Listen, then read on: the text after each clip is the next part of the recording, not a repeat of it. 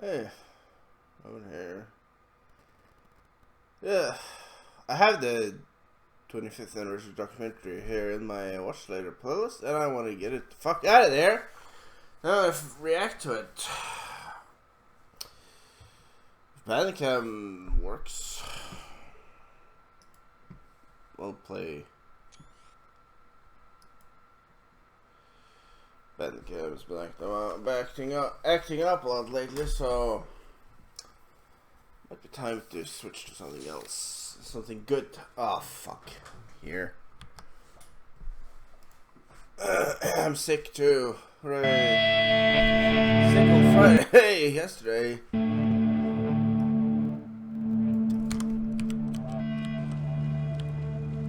You just go over the mountains over here and you're in high desert. You get past Ellensburg and it's high desert. So I spent a lot of time out there getting reference. Most of the reference came from Eastern Washington. I did a drive out to the Columbia Gorge and took a lot of photos and also a lot of just reference imagery of just like, hey, this is what desert looks like and big cliffs and stuff like that. Anyway! That drive was 2 days. It was 8 hours down, 8 hours back, and there's no reason to put my hair. Sure This is the normal hard. I did. I must have spent the night down there. So while it was definitely made for the Southwest, the local reference was out in the Columbia Gorge. Good morning, and welcome to the Black Mesa Transit System.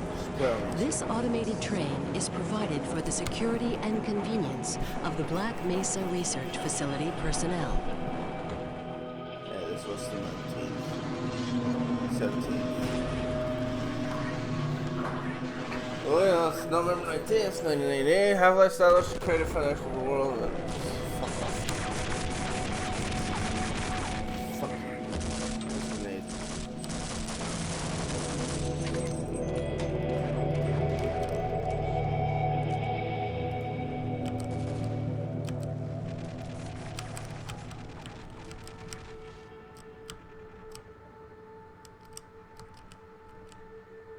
My name is Mike Harrington.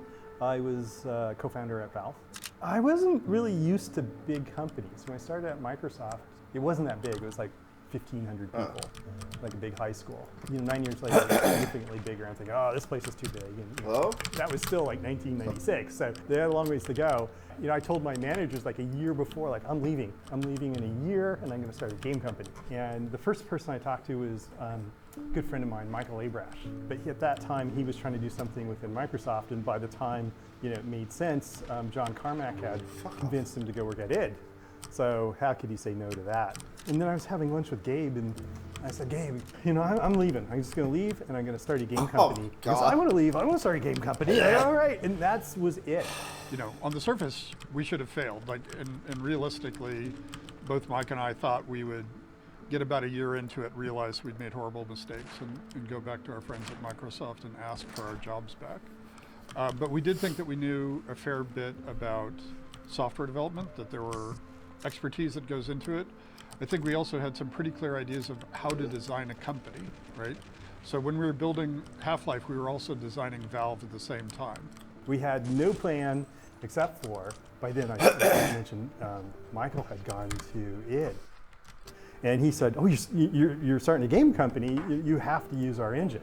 So Gabe and I flew down to Mesquite to meet id. We spent a good deal of time with John Romero. This.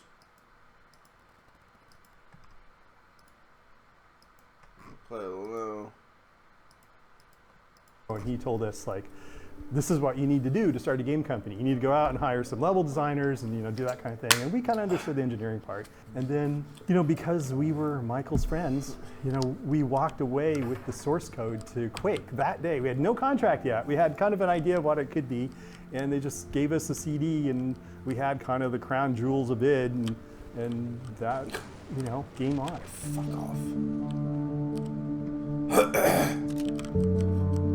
I think most of us had no game development experience. We were either amateurs working in our homes at night for fun, or some people were from the software world, but they had never worked on a game.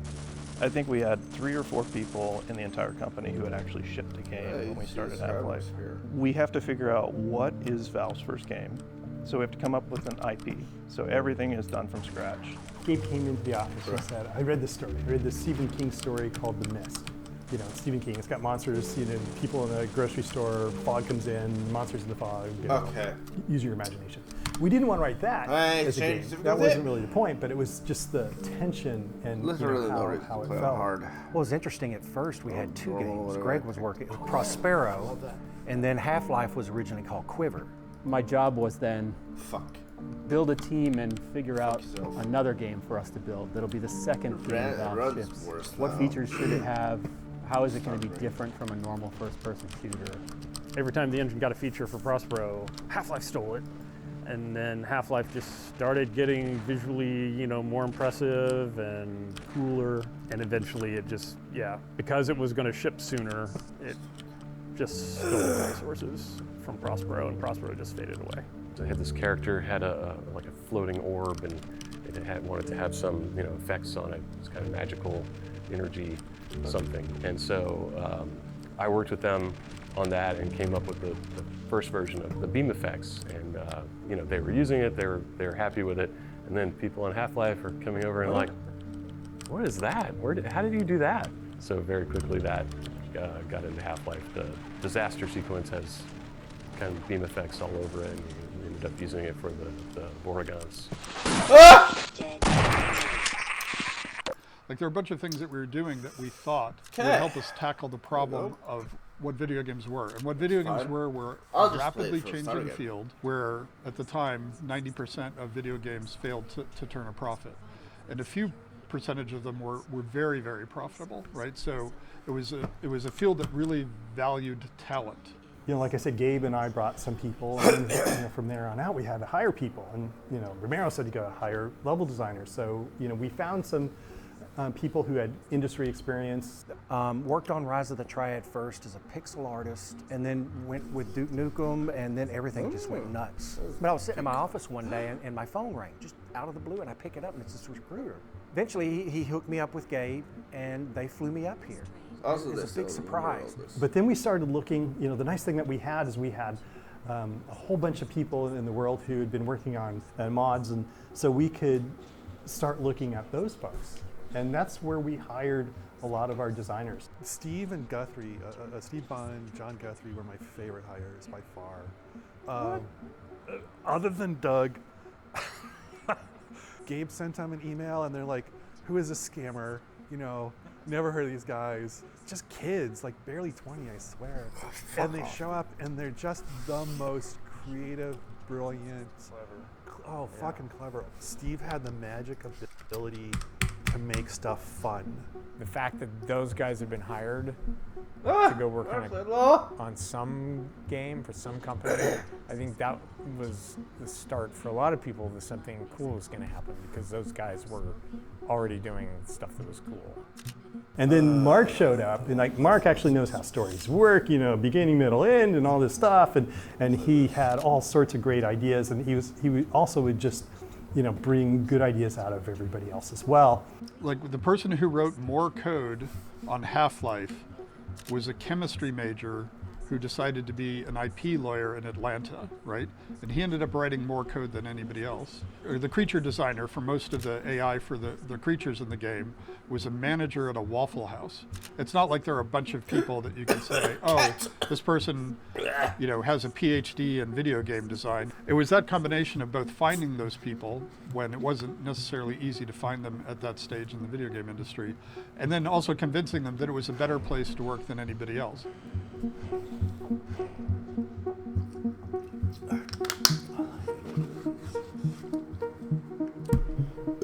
Well, Quake Engine established a strong foundation for the game. Well, the team would modify Guerrilla over coming months.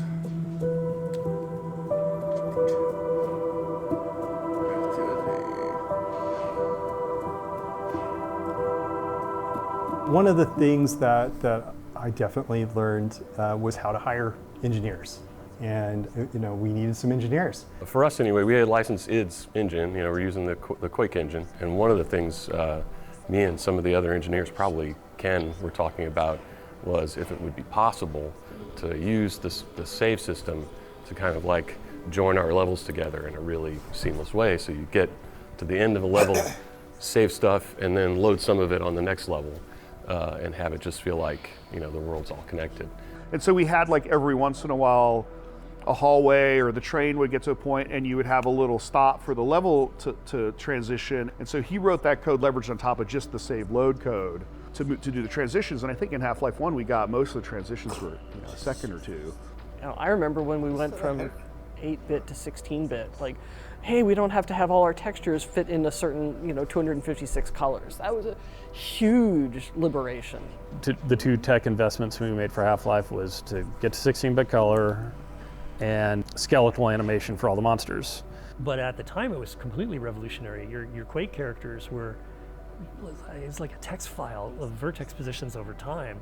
I wanted so much more animation, and I wanted the animators to have the freedom to put in 100, 200, 500 frame of animation, if not more. And then you can do all sorts of other things because you have a skeleton, so it's like, oh, I can hook on a gun to a character. I can start to make changes of characters and replay the same animation or reuse most of the same model, so we can swap out heads, we can swap out this, we can swap out whatever. Like, all the technology that went into the game to make it as fun as it is was not available one generation before. So licensing the Quake engine, which was, you know, very mature and had level designers who'd grown up just goofing around with it. I wasn't heavily into scripting since back into Doom. Like, my old Doom levels have a lot of weird, odd events in them. I think I asked Ken, is it possible that I could, you know, have access to the character's animation, like a trigger? Like what I mentioned, I could make the guys go into an animation, I could make them run, and then I would configure everything. It was all hack. This is total hacky stuff. And that is mostly what I built, was like things like characters reacting and jumping out are made to look like, or I'd use a push brush to throw a head crab out to make it look like it launched at something. Or if a loud sound happened, they would respond, would cower. Gabe's dictate was, as you walked forward, something needs to happen like every 3 to 5 seconds. Yeah. The player stands still, the didn't have to be much. Universe can be quiet. But if they move forward, if they're active, the universe needs to play back something, needs to do something, even if it is a scripted sequence or even just an interesting sign or a sound or some vignette or something. So I came up with this interaction method where you could do little AIs where the characters would talk and interact with you a little bit. And then we wanted to do spectacle. And that was scripted sequences where you could tell a character, you need to run here and then jump into this animation, and then have a bunch of you all synchronize your animation because it's somebody flying through the air, they're smashing something, or they're doing something like that. Yeah, and then test it and figure out, like, oh, this is real easy to break. That was the roughest thing about scripted sequences, where you have like a head crab jumping on a scientist or something. And it's like, yeah, it works totally fine 90% of the time, but some people just sprint right at the scientist, and sometimes we have to put them behind glass. And sometimes getting the level designers making the player want to do the thing that gives them the most fun is a very subtle art. The tentacle sequence is probably the one I remember the most. You're playing it, right? That was the first time I think they melded together. Because you had your trigger so close, and we wanted it to be triggered. So by the time you start to see it, you see the scientist flying through the air and hitting the wall. Then you could look in and you could see the scientist being carried away. The tentacle itself is separate; it's on its own, and you bring the two together, mesh them together, and boom. It felt so seamless though, and that for me was like moments like that, and that might have been the first one. You start to see the scripted events and play start to blend a little bit more than just ambience. For God's sake, open the silo door! They're coming for us! It's our only way out! Oh my God, we're doomed!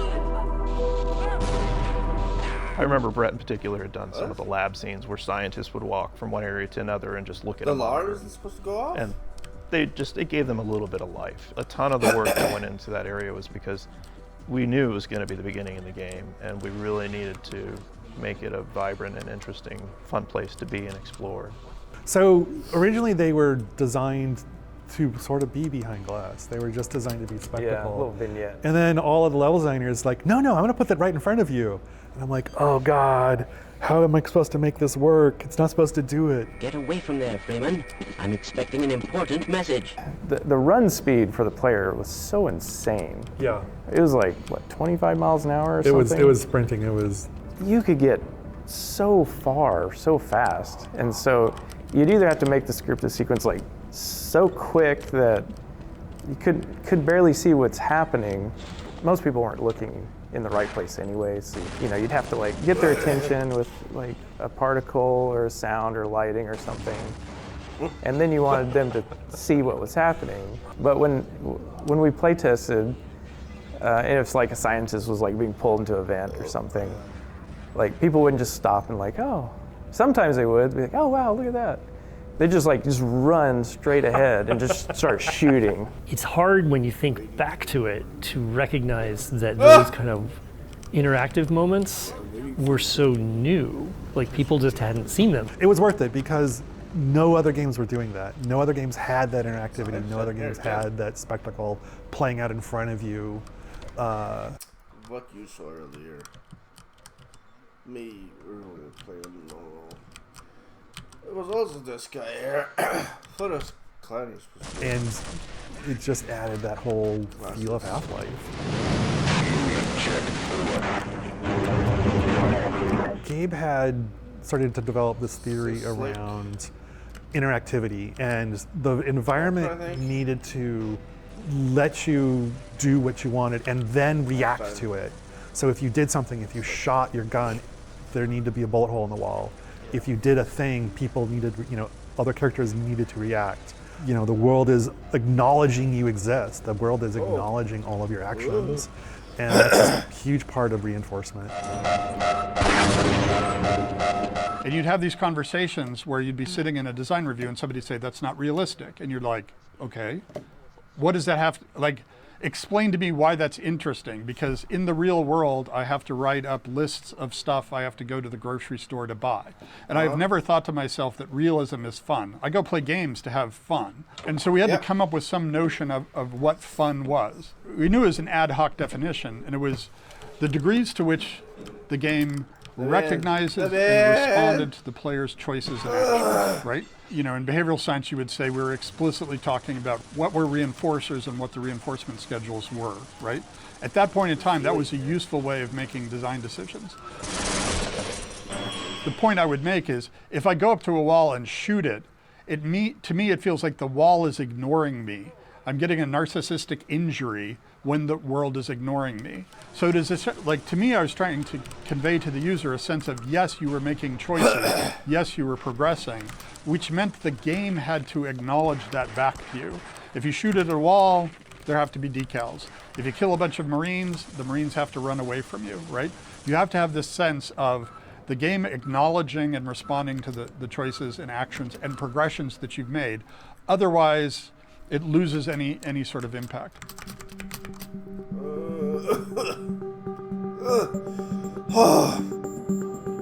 Three? Ted and I, we were on the same page in terms of what the game should look like, which would be just sort of alien in a very naturalistic kind of way.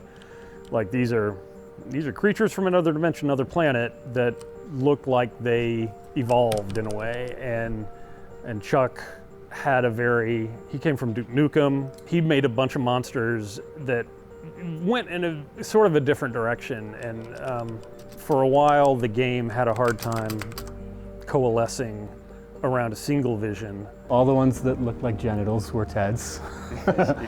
And all the ones with shiny bits that looked like alien soldiers were Chuck's. That was a thing when I first came in, Ted's style and mine. And trying to figure that out. Trying to find the harmony between the two to make it work. Yeah. Ted he really liked the Wayne Barlow aesthetic, and I had a little bit different, but it worked. Ted made these really weird.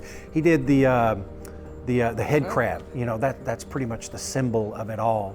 And I remember taking his head crab and putting it on a scientist and making the zombie. Right. Well, we pretty much we talked, and it's like, okay, you do that, and Ted did the soldiers, I did the scientists. I did a lot of the aliens, and with the Hornet gun, I did the Hornet gun for that one as well too. The alien slave. Well, I did some animations for the bull squid or bull chicken. I have to call him that. But that's a Ted creature there. The Hound Eye was Ted's as well.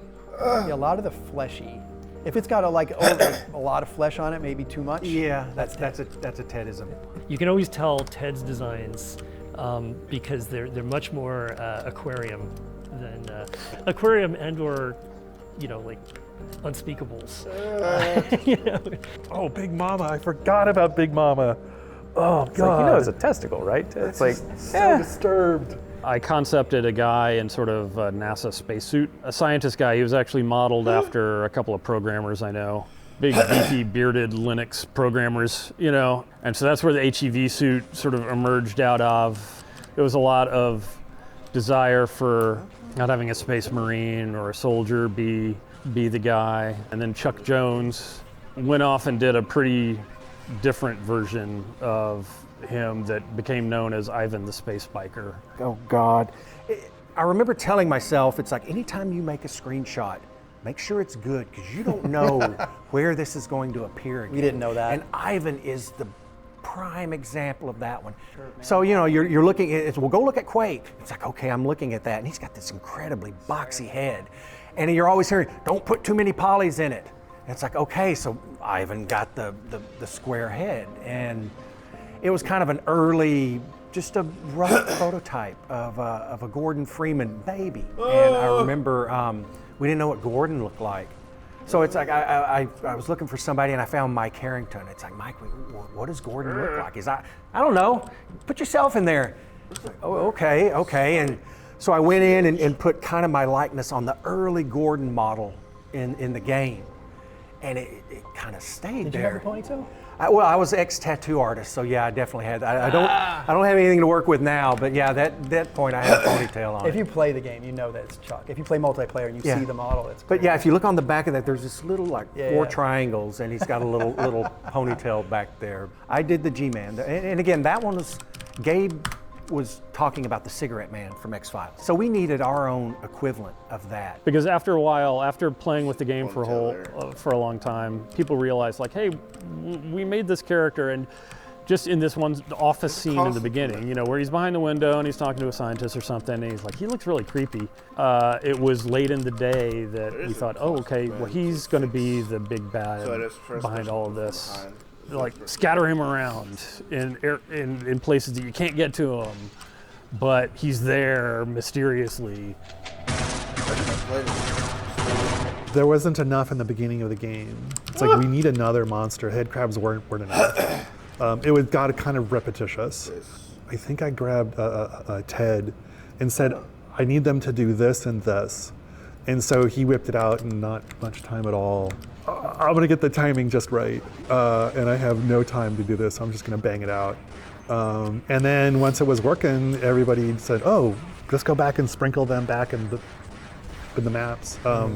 And that was this. Because we introduced them a little earlier than we were planning. Yeah, because they weren't real tough. They weren't supposed to be tough. But they were ranged. But they were ranged, and they were fun, and they had a big show, and like that was showing off a bunch of stuff.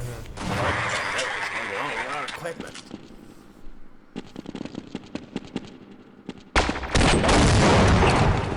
remember the assassin came in pretty late. That was it. It was like, okay, I have a week and a half. It was already done. It was already all modeled, already all animated, and the requirement was it couldn't have any new animations and any new anything. So had to come up. I grabbed a bunch of Steve Bond's AI and banged that thing out. I built a level super crude, but it had all the right spacing and all the right heights and all the right geometry.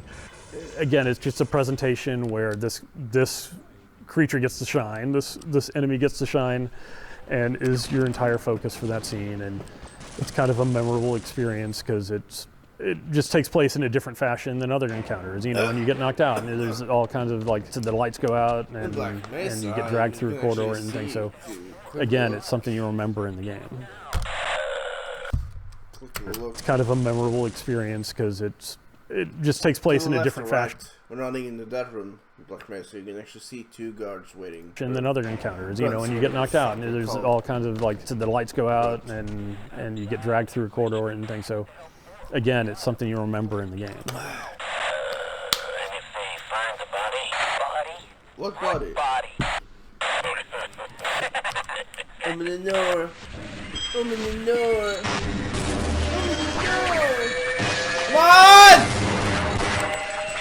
We just did a lot of playtesting and did a lot of level building and used all of the monsters and used everything that we had developed and started seeing which ones kind of stuck out a little oddly. You know, like we had the Hound Eyes that Ted had concepted and Kelly had done great sounds for them. And so they seemed like a very oddly plausible sort of alien creature.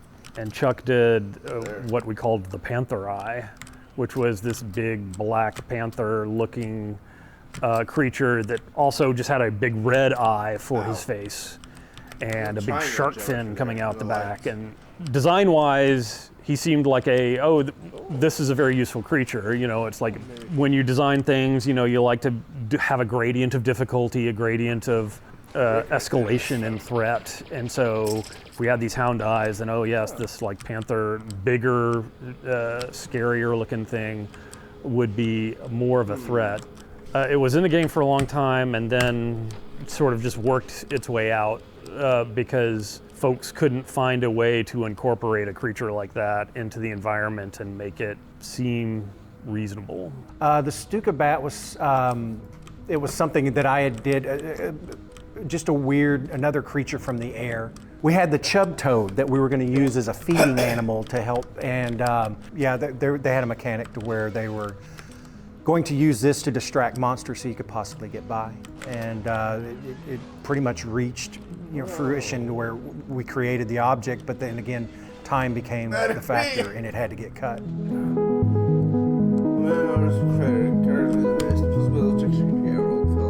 Single person? I grew up just outside DC, and so there's all these like big, really banal office buildings, and that's a photo she took for reference, found recently. Kind of the direction I went. So it started becoming a facility. And so I started making these kind of linoleum tiles and the drop ceiling, the concrete block wall, the black and white tile floor. She was like the texture artist for for most of the game. It's just an overwhelming amount of work. Originally I was hand painting all of the textures, and you can really see a shift in some of them where they go from hand painted to photo reference. The photo references are much, much better. So I was all over Seattle, Harbor Island. I wonder what the game would be like if you took the actual photographs and put them in the game. I always wanted to see that, a game with IRL photos. And I mean game. Wait. I mean, like this. That doesn't really count. It's done in Minecraft. Assworks Park, getting rusty metal things. What can I get good pictures of that is vaguely industrial and interesting to look at? And then how can we use this? Well, yeah.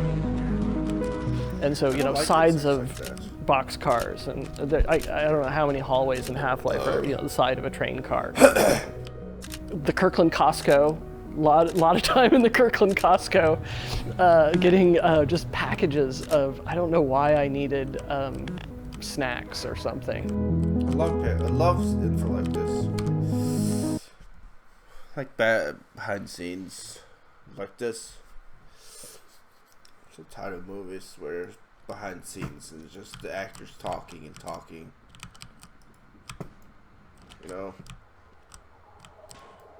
Just show it. Show behind the scenes. Don't talk. What you see what's going on the planet. No problem. The first year was all about opportunity, and it wasn't quite as focused. We were finding our footing. We were getting into the 3 months before supposedly shipping in '97, and it's like, this isn't gelling. This is really not good. This is like, quick knockoff, cash grab, stupid, and let's not do that. There was a lot of disconnect between what all of the different groups were doing, what engineering was doing and what level design was doing and what animation was doing. We had a bunch of monsters that had no plans to get in the game because nobody else was assigned to work on them, and we had a bunch of levels that like, what's supposed to go in here? Oh, I don't know, everybody's gonna do a bunch of stuff. And like, no, that doesn't work that way. So here we were, all these people doing all these cool things, and just everything's just this random collection of, oh, here's a cool moment and a cool this, and and then it's gone, and oh, now on to the next thing. Because the way we were building the game was every level designer was kind of his own silo, his own universe.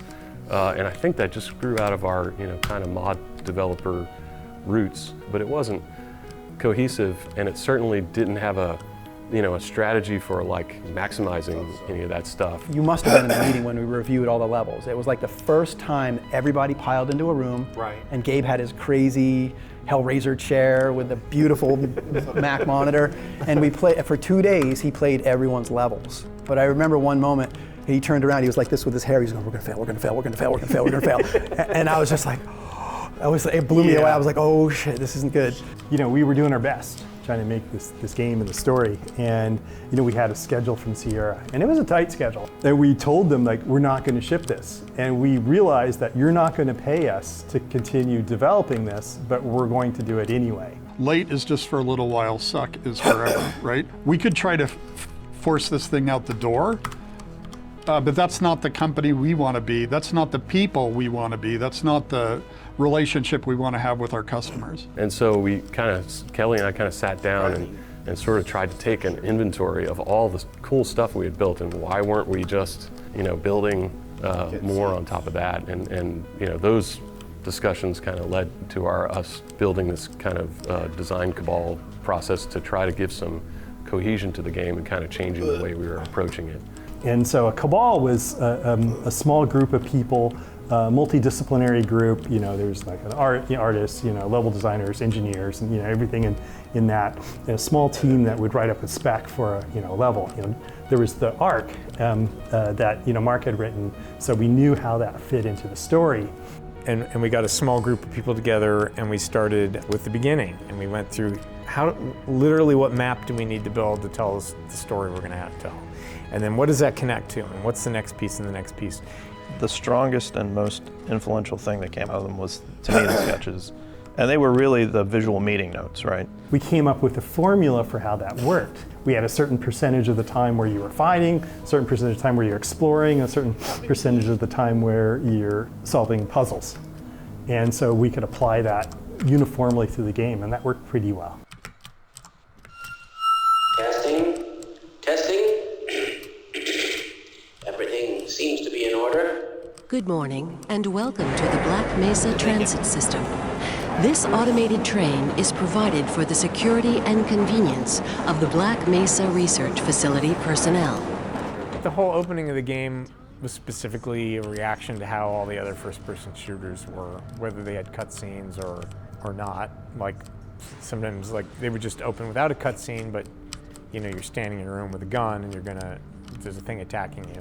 So we could look at examples of all that, and I think there was expectation that that's what Half-Life had to do because every other game was doing it. I can tell you the number of people who started up the game, were staring at it, and then accidentally bumped their mouse and realized this is live. Yeah.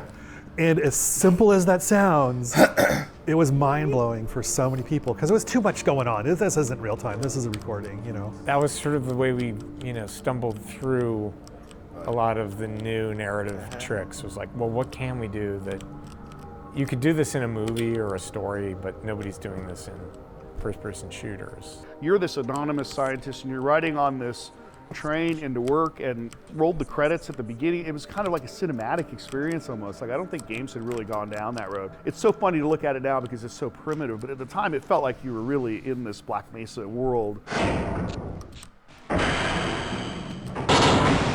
Pre-disaster survived from the first year, so a lot of that geometry was from that first version of the game, but in a very minimal way, right? Just the basic style of some of the hallways, the curved corners in the hallways, things like that.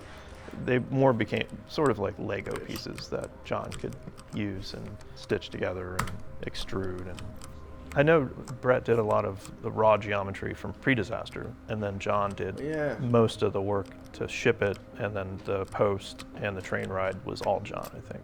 The Sector C, so those are heavily influenced by NASA control rooms, with my favorite green Hammerite, really influenced a lot of like the starting. We started with the kind of the consoles.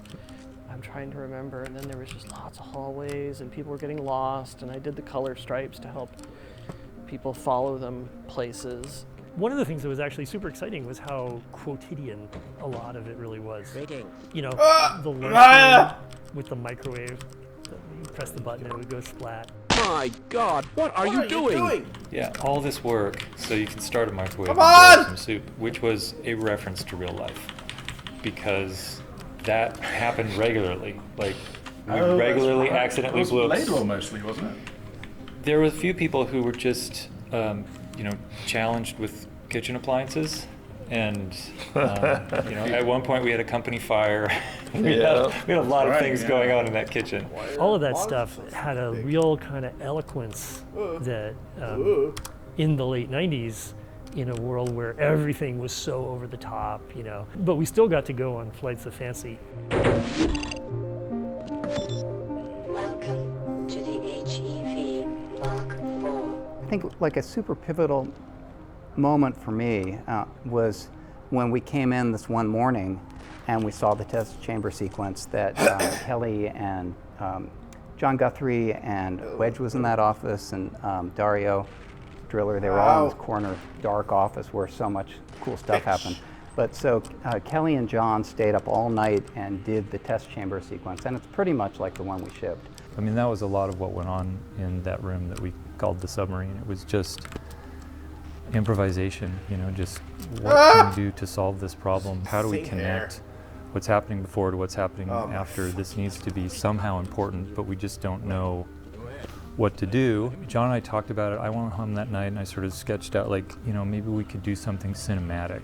We'll take the camera away, we'll turn the lights off, we'll do sounds, we'll just throw everything we can at it. You know, we built that basically that day. You know, it was just a sort of a one-day throw it together. That's how fast we were moving. They had audio, right? We had Yeah, the script. yeah, it's like the heartbeat and the breathing, all that stuff was in there. And I played through it and it was like, damn, I have not seen this in any medium, in anything before, experienced something like this, where this immersive experience of this actually happening like this. And at that point, it's like, okay, I see what it is we're doing. And it's this kind of immersive, unbroken experience that happens to you, the player. And then that was this key principle about how, you know, we never take you out of that role. Personally, the difference between before the disaster sequence and after the disaster sequence, I felt I had an understanding that this product was going to be special, or it was going to be possible, it was going to be tied together. Whereas before that, there was a lot of really good stuff and a lot of little things all disconnected. But you guys managed to tie two very different parts of the game together really well, and I thought, oh, okay, now I feel like we're on a track for finishing this product. Fuck off! To me, it shifted. Oh my God! I have a lot of confidence that this product's coming together rather than I'm just generating a lot of content that exists independently of other content. One of the ways we were funding our development was we sold a preview copy of Half-Life to a video card company, I forget which one. And so they had in their contract that we had to deliver it to them by a certain date. And we got like the first 3 levels done for them. It was really a good milestone for us, just, you know, from working as a company, because hey, there was a deliverable. We got it done. And, you know, we shipped it off to them. And then I swear the next day it leaked. And I was just livid at first, which was stupid. But I was just like, oh, I can't believe you guys let this get out. Like, you know, this wasn't us, you know. And then it turned into something amazing where people started playing it. And it was all over, and we started, you know, seeing it, you know, online, what people were thinking about it. And I forget which magazine who said, usually we don't review, you know, beta software, but they reviewed it and said, this is awesome. And that gave us a tremendous amount of confidence. You know, it was an outside validation of what we were trying to do, you know, that it was the right thing.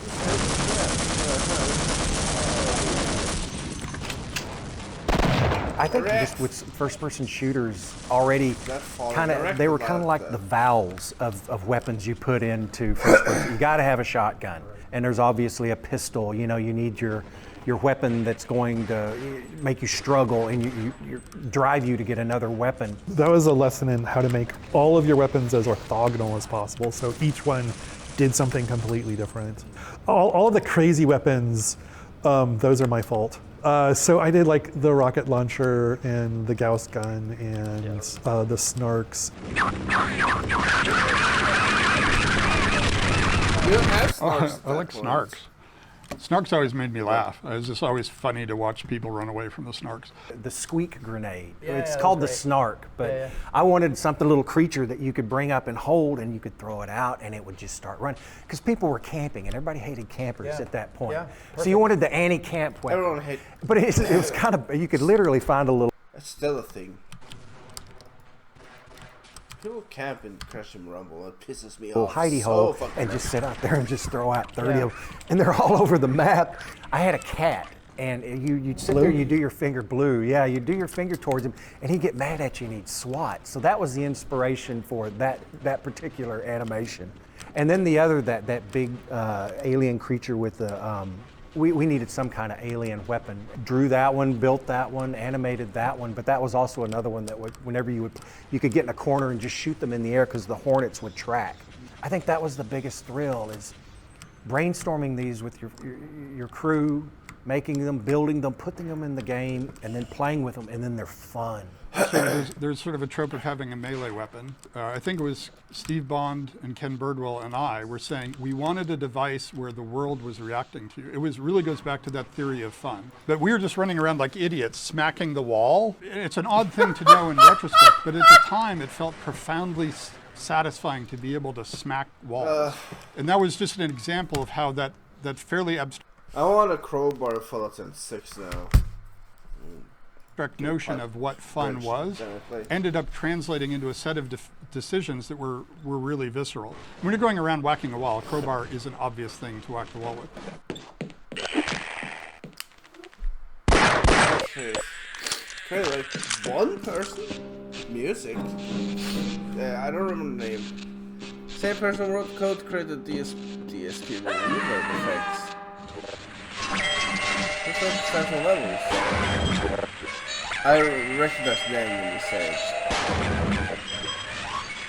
If the sound could let you know what's going to happen, that's really makes it powerful. So we're always on the lookout for that in level design, in monster Bailey, design, that's what the name. communicating, because the AI is often hidden from the player. So we use the sound to broadcast the internal state of the AI.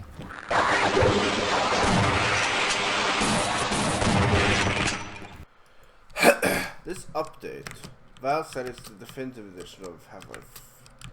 But you can still go into the beta branch thing and get access to the old version of the game before this 5th anniversary update. If you want to play that again. Maybe I'll record a playthrough. I don't know. I thought I had one recorded, just reshifted up Opposing Force. I wanted to upload it for 19th. Didn't work. You know, soldiers, they tell you, I'm injured, I'm going to throw a grenade, I'm taking cover. You know, they are broadcasting as constantly as they can what's about to happen. So it was really important to try to keep those states distinct so that as you play the game, you're actually, whether you're aware of it or not, you're starting to be able to tell what's about to happen.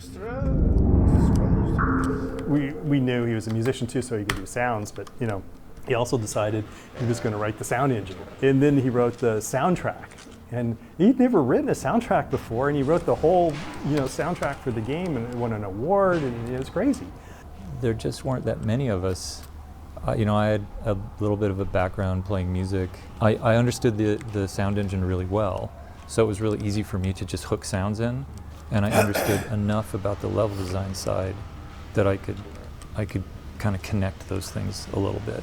The sounds could come from anywhere, and then I just heavily modified them. Usually those are animal sounds, reversing, changing the pitch, chopping them up and rearranging them. Head crabs were rats. The little squeaky, yeah, that's a rat slowed way down and then reversed.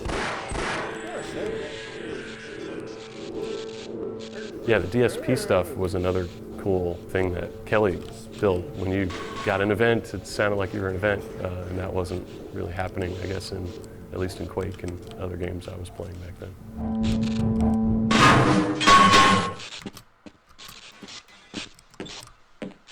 You know, we had these huge silos, these cavernous spaces. The day they had their own echoey DSP, it made an enormous difference, right? You believed the space.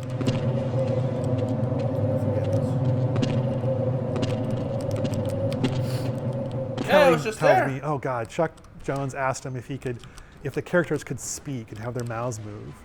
And Kelly said, you know, that's super easy. You know, I could just look at the audio and see if they're talking and do that. But like getting their mouth to move is stupid, he says to me. And I look, Chuck Jones told me the same thing. I told him making the mouths move was super trivially easy, but knowing when they're talking and knowing how to follow the envelope of the speech would be impossible. And Kelly and I just both looked at each other and like, oh. And so I went back to my office and he went back to his office. And I think within an hour, the characters were talking and their mouths were moving. And it was only because we sat there at lunch bitching about an animator who was 100% right. Why are you leaving me here? Scientist conversations, Kelly and I made that. When they're next to each other, one scientist will occasionally play a question and the other one will give him an answer.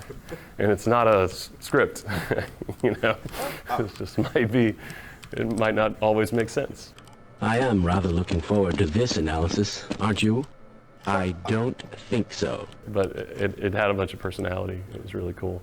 And I worked on getting those guys to look at you and turn their heads. When we first added the ability for scientists to respond to the player and other things in the environment, I would call them response rules. The first time that went in, they came flying down the elevator, and one of them looks at you and goes, "Oh, hello, Gordon." And then they explode into a pile of jibs at the bottom. Hello, the Automatic Diagnostic and Announcement System welcomes you to the Black Mesa Research Facility. Remember, have a secure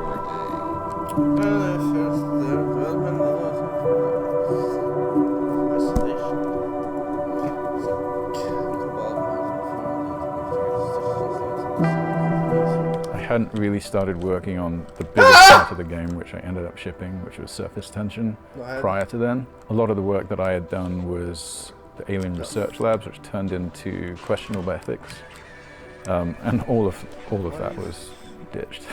There were some concepts made it through, but everything was rebuilt from zero. But you know what did make it through was Power Up. Yeah, basically that geometry survived completely intact. It was so closely designed for that creature that because the creature survived, the levels survived along with it. Yeah, there's this sort of central circular thing where you have to rotate the train, and you have to kill the Gargantua first because he was always defending the way out. And then you have to go to another area which looks very much like it was designed for Quake, because pretty much it was. There was a flooded pump room, and you have to drain the generator, and then you can switch the power on, and then you can take the train out. Yeah, I remember him being totally central to this whole thing. And then, well, how do we block the player? Which is, I mean, that's pretty much like design point number one for all level design. Okay, well, how do we prevent the player from just walking straight out through the exit? And you design backwards from there.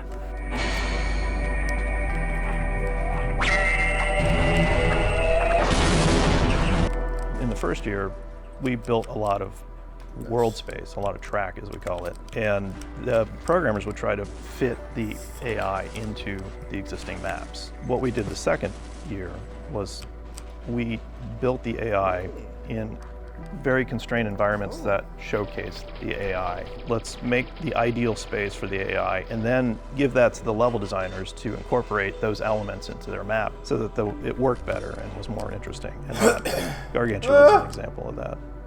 And the grunts especially. Yeah, we had the AI that Steve had been working on. He designed all these interesting encounters with them just in his test map, and so he had him up high and down low, and so basically we just sort of re-leveraged that. So, okay, let's start with the player comes in low, and there's a Marine on the same level, and then the next one they're up high, and then they come running down. Because it was really neat to see them retreat. They'd try to run back up the stairs and try to flank you from the other side.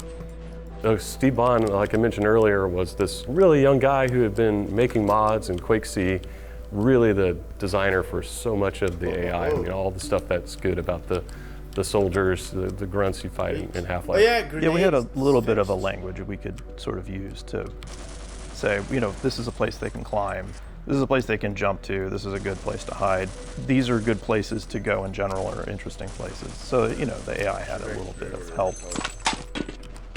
It's actually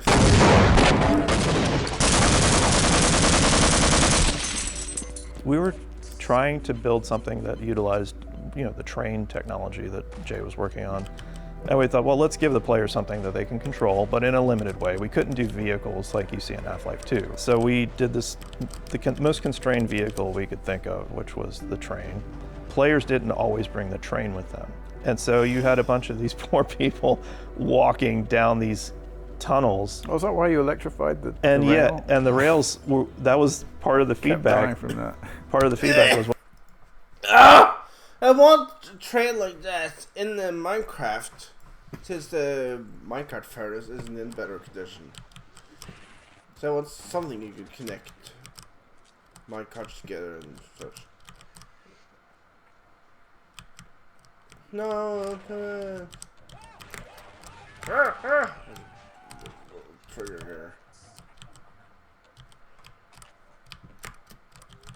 Oh, well, you can just bypass all that, so we made the rails electric. It's like, well, maybe that'll teach them to bring the train with them. But the basic idea is, you know, let's explore that and then also reveal some of the hidden deep parts of the base, you know, the abandoned areas where you might get a lot more of the Zen creatures. You know, we had designed some of the ones that didn't make it into the game to appear there, you know, bats that would dive bomb you and while you're on the train. Yeah, Stuka bats. And then we also tried hard to not make it feel like it was this super linear thing, so we tried to give little branches, and so there were some challenges there.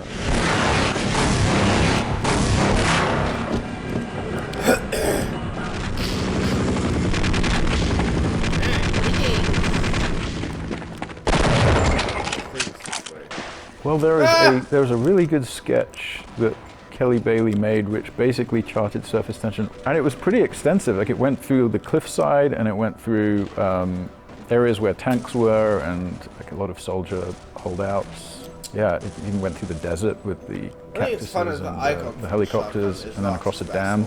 It was pretty extensive. Yeah, when I saw that sketch, I was so motivated to just start building all of that stuff. So I ran ahead with a lot of level design, a lot of geometry, and it seems like a lot of it stuck in some way or another, which is really amazing. I did the dam, which was funny. I just did that in a day. Like, it was like about 4 or 5 hours. I did a Hoover Dam thing because I like the Hoover Dam. I saw a concept of the cliffside. I think Harry Teasley built that render of the skybox. Yes. And I just thought, holy crap, this is perfect for Vertigo. Like, whatever we do here, we have to play on Vertigo and like narrow little edges and, you know, places you would like to normally dodge a grenade that you can't.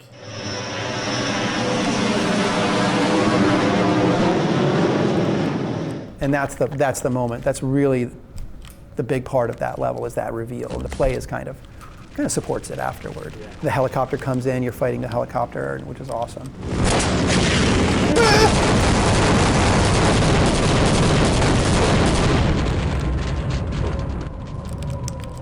First of all, I had a bunch of textures, and then every time I made new ones, whoever was working on the new levels would be like, "Oh, fresh textures! I'm going to use those." Somebody making another level would start using them, and I was like, "No, this is chaos. We need to restrict this." So I started naming the texture sets by the level that they were made for. I was trying to enforce some sort of like visual cohesion, and so that really ended up working. There was one level I did, it was the introduction of the sort of the bounce pads, the alien bounce pads in the real world. And because, you know, story-wise, like, okay, you're getting closer to hitting the alien world. So I was, well, let's get a little bit of alien world infection into the real world. So I had done it just as a visual thing. John Guthrie made it 10 times better. And that's actually where he found the photo of my daughter, because I didn't put my daughter in Gordon's locker. I hid her in like this destroyed office someplace, you know, as a little Easter egg for myself. And John went and put my daughter's photo in Gordon's locker, which I think was a good decision. That's who it is.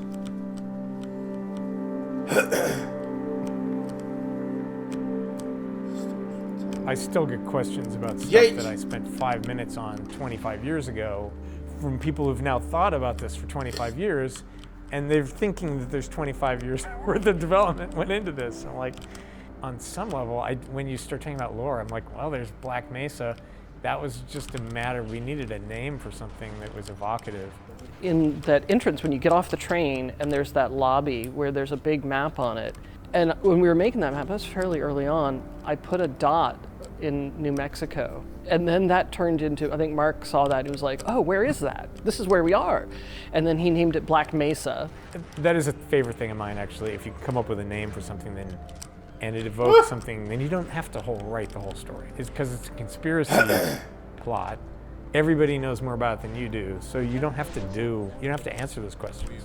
You just keep raising questions and make the mystery kind of thing. Like dialogue came in later. Also, a lot of the scripted sequences came in later, and those helped to kind of sharpen the storytelling aspect of it because, I mean, setting expectations to get up to the surface and then like, oh no, they're not here to help us. The whole thing about diegetic writing, right? Like keeping the exposition in the game instead of outside the game. You know, I give a lot of credit to Mark. After playtests, we'd realized that maybe you need more of a dialogue cue about something. That's when we started to do like scientists who were literally pop up in a corner and go that way. There's a few of those that we stuck in right at the end when we'd like, well, we get one more session with Hal. He can say, go down here, you know, go around that corner. Well, so much for the government. Their idea of containment is to kill everyone associated with the project. Judging from your hazard suit, I'd say you were part of what went wrong. I knew Hal from San Francisco as an artist, cartoonist. He was also an animator and an actor in some science fiction movies. So when we got down to the wire, we did a bunch of voice casting and nothing was right. And I just kept thinking of Hal. And I finally just called him and said, Hal, I want you to at least talk to people here so they can hear your voice.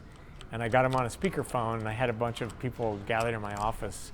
And I'm like, okay, Hal, everybody's here. And he's like, well, what would you like me to say? And everybody was like, this is him. This is the guy.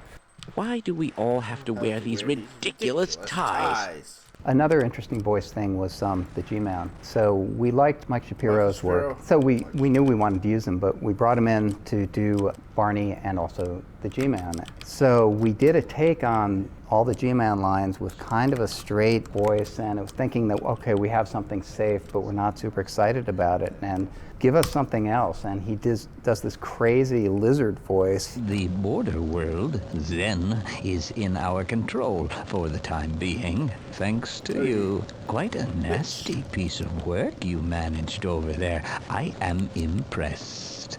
And we took it back, and everybody just loved the crazy lizard voice, and so that's how it worked out. Did you do the Nihilanth? I did. Ladies and gentlemen, the Nihilanth. Just imagine his head floating in space as a baby.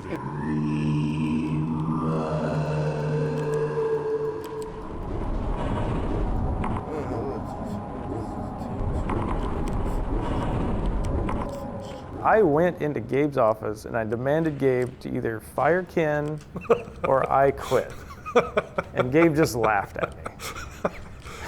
Correct response from Gabe. Yeah, I was like, oh. Until Bill got there, I was the oldest guy there.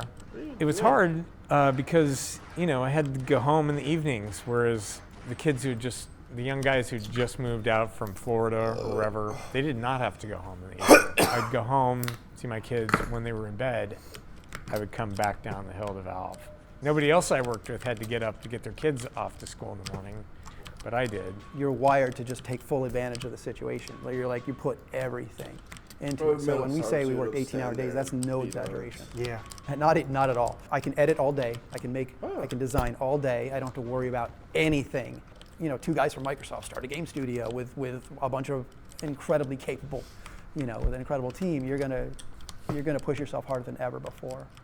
I don't usually crunch real hard. I get it done in I come in, I work, I go home, And a lot of people were living like, really long hours. The classic, we'll all come in at 1 and then goof around for a while and then work late into the late at night. I was employee 17. There was a woman that was the kind of office manager, and eventually Mona Lisa Guthrie came in at the desk. I was the only woman on the team. That was not awesome. I decided to become a baseball fan here after the birth of my first daughter. So she's the one in Gordon's locker, Isabel, that she's very special needs. She's 25 today. Cognitively she's about 3 years old. So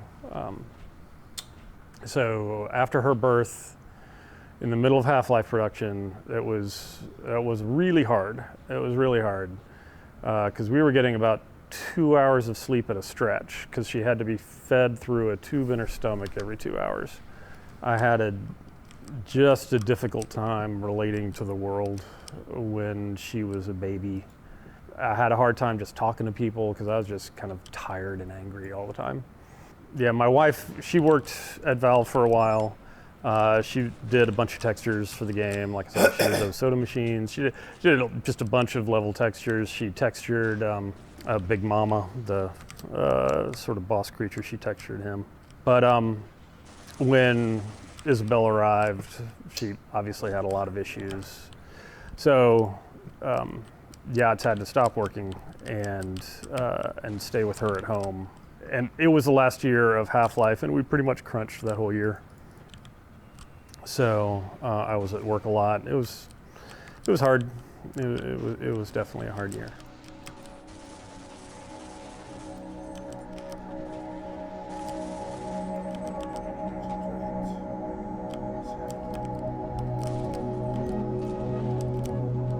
Games have often had this thing where they're just a little too attached to Star Wars, Blade Runner, Aliens. So it wasn't that hard to try to get people to go, let's think of something really alien.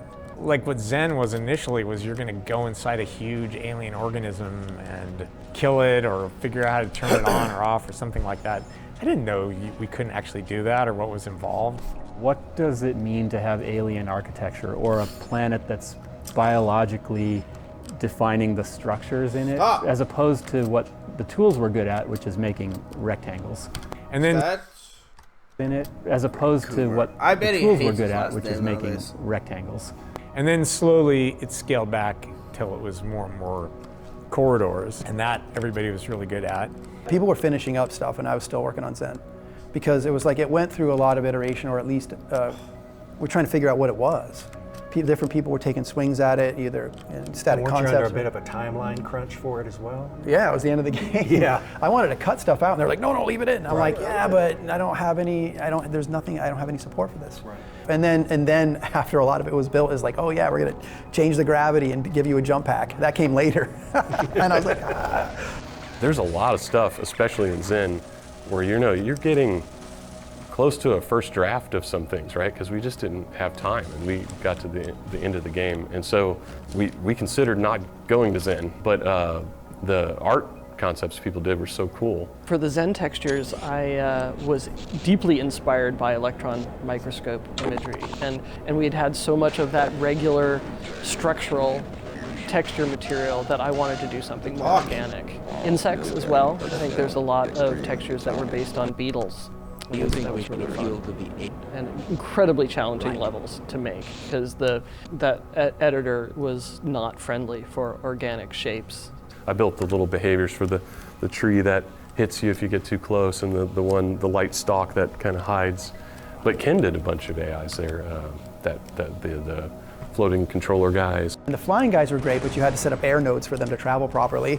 I prototyped a lot, and some of those prototypes were used in the final battle, I believe, and also for the Gonard, which I think Randy did. We, at some point, have to stop polishing. At some point, we have to, it is what it is. And if the player hasn't had fun up until that point, well, then we failed. They're not going to get to that point, so who cares? It just has to finish, and it did. Yeah, and there's always Half-Life 2 to win them back. I love that sensation of being alone in an alien dimension, but the experience that people really liked in the game was scientists pop up and Barney pops up and you have companions and you have this feeling of companionship around you with all the other stuff that's going on.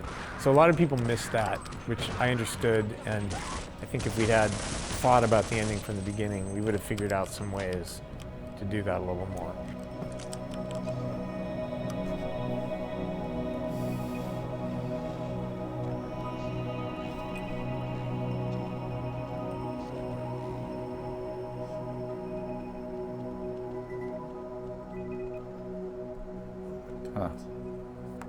I remember coming back from downtown Cabo very drunk and then running to the beach, but didn't know there was like a 6-foot retaining wall there, so I just went right over.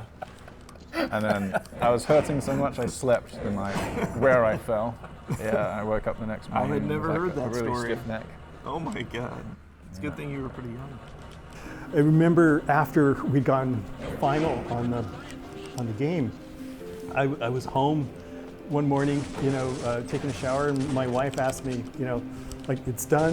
Is it any good? Is the game any fun? Like, I don't know. Like, I hope so. I don't think it's exaggerating by saying if any one of the crew had disappeared for a month, we wouldn't have shipped. It didn't matter who they were. Everybody was mission critical. My inspiration from Valve, what I really took away with me was that the thing that is most important to me is what are we making? Coming in as a texture artist, you don't have a lot of expectation that you're going to get to influence that. And I was able to have quite a bit of influence on the what. It was so fun to work with the people who were making Half-Life. The collection of people were diverse, at least like in their professional backgrounds, was kind of all over the place. And so figuring out how to work with all those people, but also just the fact that we had hired really stellar people who were good at collaborating, like they're conscientious people, deeply passionate about what they wanted to create. That just was a recipe for a professionally, like, really good time. It seems to me that one of the things that good games do is make 2 games worth of stuff and then throw away the bad game. And fortunately, like, Valve was able to do that. A lot of companies couldn't do that, but backstopped by Gabe and Mike, Valve could afford to do that. I always have absolutely nothing interesting to say when people say, would you reflect on your legacy? Like, I really don't look back a whole lot. I'm always excited by the future, right? So to me, it's like I can look back at the things we did, but to me, they're just sort of like the stepping stones to what we're going to be able to do in the future. That's just how I'm wired, right?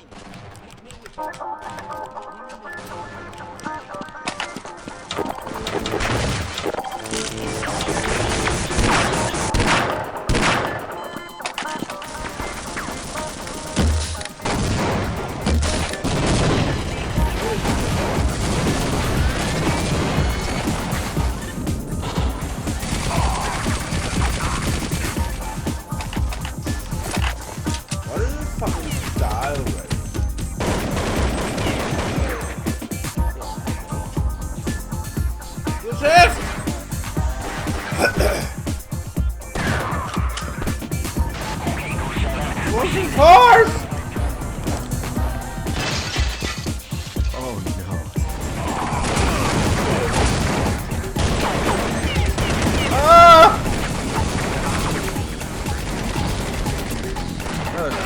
I didn't realize that. Time to choose.